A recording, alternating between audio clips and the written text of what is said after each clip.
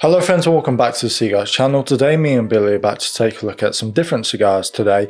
I have the Davidoff Winston Churchill, the artist, limited edition 2025 Churchill cigar. What a name. I know, it's a little bit of a mouthful, isn't it? Way too long. I don't know why they did that. Just shorten it. Just say WSH. Yeah, it would make more sense. WSC. That would make more sense. It would, but anyway, what do you have? So I have the original Aristocrat Churchill from the Davidoff Winston Churchill line. Now, this one comes in at 6 7/8 of an inch long with a ring gauge of 47. The wrapper is a Ecuadorian wrapper. The binder is Mexican and it has a Dominican and Nicaraguan filler.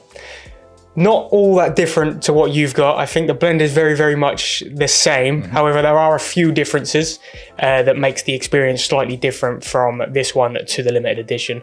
Lewis, do you want to just explain a little bit about that and what differences you do see? Yeah, of course. So firstly, the size difference. There's not too much within the difference, but the limited edition does have a length of 7 inches with a 48 ring gauge. So it's just a 1 ring gauge bigger and ever so slightly longer.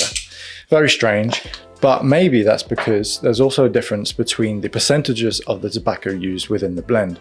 So for example, as Billy mentioned, there's an Ecuadorian wrapper and Mexican binder, but the filler has Nicaraguan and Dominican leaves.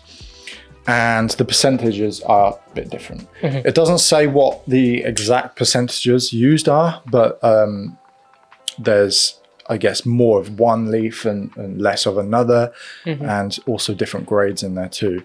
So we thought it'd be really interesting if we both sampled each different line and just kind of compared them. I know that we've both sampled the original Aristocrat Churchill before, and it was a very good blend. It was quite simple. There wasn't all too much going on. Quite creamy. Yeah, exactly. But I was just intrigued to see what the limited edition had to offer. There's a little bit more age on the filler leaves in the limited edition as well. Yes, that's right. Yeah. So yeah, that again will change the overall flavour profile of the tobaccos used. But yeah, I guess, as I say, we've got a cut. We're now in the process of lighting these cigars up, and I guess we'll take them down and see what the experiences kind of bring, see what changes there are. Cool, let's do it. We'll see you guys when we're in the middle of the first third. So we've made our way through the first third and we're coming towards the middle third now. Billy, do you want to talk us through what you're getting? Because we've both sampled that cigar, so I think it would be a great idea to start with that one. Yeah, definitely. I think, as I say, me and you have sampled this together on a couple of occasions in the past, but it's very much similar experience that I'm getting from back then. I think we both kind of explained that it was a very creamy, thick smoke output, somewhat one-dimensional kind of flavour profile throughout the entirety, right? And I kind of am getting that same experience again. The main thing that I think changed for me, upon first light and say the first maybe inch into the cigar, I got a lot of pepper. Okay. Usually with Davidoffs and the Winston Churchill, you don't get a lot of that pepper. The Grand Cru a little bit more. Yeah. But this one really was quite peppery to begin with, and as I say, towards like say the first inch, maybe inch and a half, that was quite a prominent flavour profile. That has died down and is continuing to die down more and more as we're getting through the cigar a little bit more. As I say, smoke very creamy, you're getting a lot of smoke output, and I can see that you're getting the same sort of thing from yours. The other main note that I'm getting is a woody profile. Okay. I'd say it's more like a pine or a cedar wood. It's very light. It's not one that's really deep and robust. It's quite an easygoing flavour profile, if that makes sense. So I'm not going to say there's too much that kind of stems away from that woodiness and that pepperiness at the minute. I think a little bit more sweetness may come a little bit down the line, but again, we'll take it even further and see where it takes me. But I'm intrigued to see, because I haven't actually sampled that cigar yet. I've got one, yet to get round to it, but I'm intrigued to see what you're getting. I mean, this is the complete opposite, to be honest. Okay. So as opposed to you, I've got 6 flavour notes that I've picked out, which is a little bit insane. I know that some people are a bit like, well, it's either spicy or sweet or blah, blah, blah, but I'm getting so much. Okay. I'm just going to start with what I first had written down. So it started off with a strong tobacco taste, which is ironic because it's, well, tobacco. Yeah, you'd be a bit, you'd be worrying with it if you didn't get a little bit. Exactly. It then went on to a really intense leather note. It was quite a lot, and I was thinking, is this going to get even more intense? Like, where is this going to take me? Because it reminded me of the Dom Pepin Garcia. Okay. How it started off really intense, but then it goes and gets a bit smoother. Yeah. Okay. Then I got some spice, citrus, and then an intense bitterness came in. Okay. It wasn't a note that I personally enjoy, so I was a bit worried about that. But that's kind of died down a little bit, and it finished off with some charred oak. So as opposed to you said it was more of a light cedar sort of note. I got a really intense charred oak. Okay. It's so weird because, again, it's the same blend, it's just in different proportions. And yeah, I was going to say, like, the leatheriness, because I think that was a note, when you mentioned it now, I think that was a note that we picked up on previous occasions. And maybe that's where this may sort of transition into a little bit more of the bitterness. But it's, as you mentioned, very, very strange how a little bit of a ratio change in certain tobaccos, in certain parts of the cigar, completely flip the entire experience. It's really, really cool. But yeah, I think we'll touch on construction as well, because I don't think I mentioned it at the start, but as most Davidoffs go, I haven't really had any construction issues. The only sort of downside that I would mention is probably the burn on this one. It's a little bit crooked. It's a bit here and there. I'd say it's the exact same for both of these sticks, really. Yeah, but draw, smoke output, everything is pretty much bang on how you would expect. But the one slight problem that I have is just how it's quite crooked in parts. Yeah, I've not had to touch mine up though. No, as I say, you have either. I haven't seen you. I think I gave it a little bit, just as you popped off camera to do a little bit of work. I touched up a little bit, but nothing too major. Okay. As I say, I wouldn't mark it down over it, but there's something to mention here and there. Oh, fair enough. What about strength? Very mild to medium, maybe. I think something that you could probably enjoy throughout the day. I wouldn't say this is an early morning breakfast cigar. It could be if you've got enough time. But in terms of time frame... If you've got 2 hours. Yeah, exactly. If you've got a little bit more time, sort of midday to evening, this would probably be where I would sit this cigar in. Would you agree, or would you say... No, again, complete opposite. Now I'm wondering whether they've flipped the cigar, essentially. Okay. And put the head on the other way, because I'm getting all those really intense notes, and I'm getting a lot of strength in this. So personally for me, this is a full body, full strength cigar right now. And... I'm wondering whether it's going to become a little bit more kind as we get through to the final third. Yeah, maybe. It'd be good as well, maybe we revisit this, say, a month down the line, and we roll reverse. You enjoy this one and I sample that one, and then we can see if the transitions are the same both times, kind of thing, maybe. But as I say, that's one for the future. Definitely. There's one thing I do want to point out, though.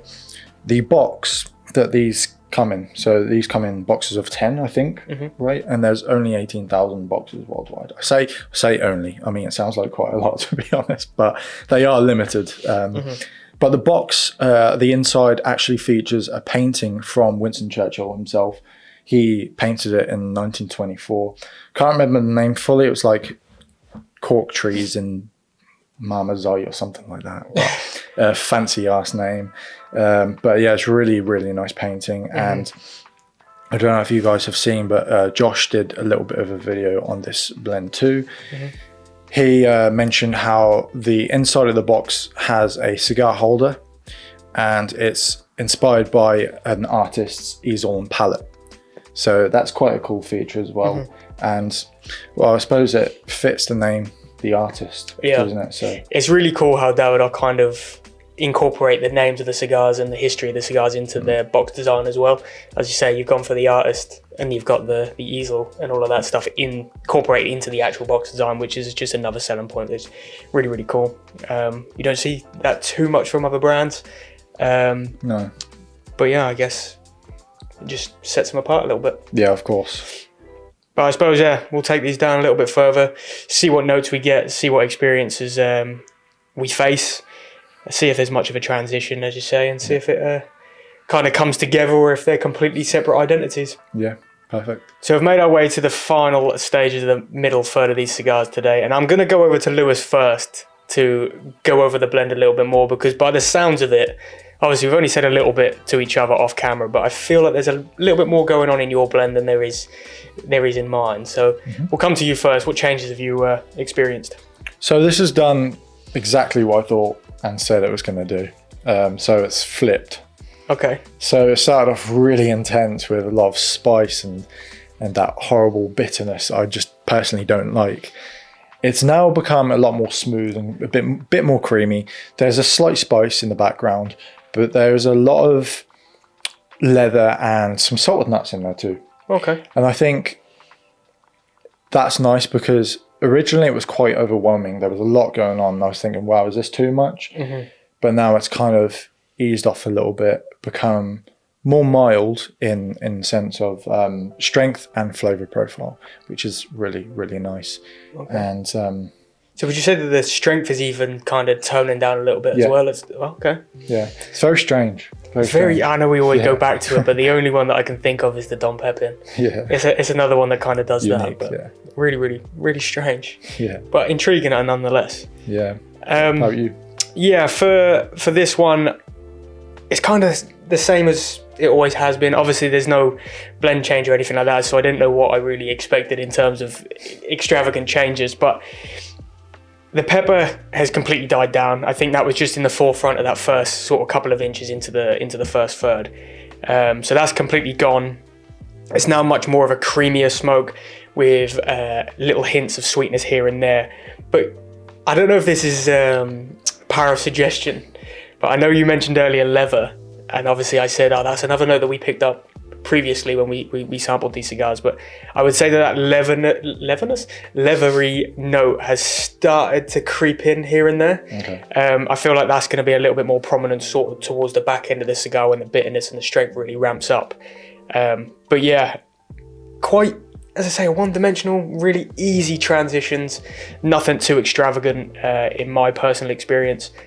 But yeah, I thoroughly enjoy it nonetheless.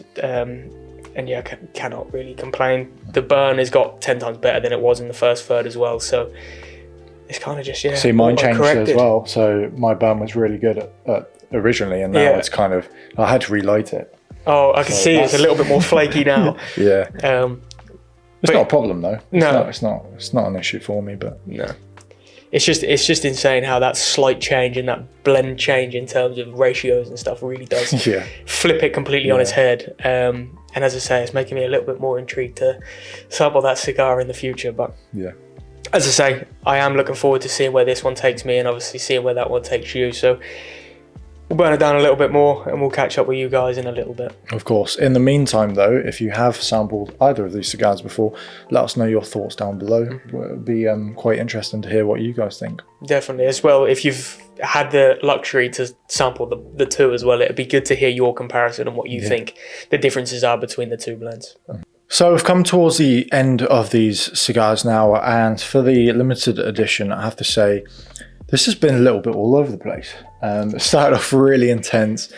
The middle third became a lot more mild, more simple.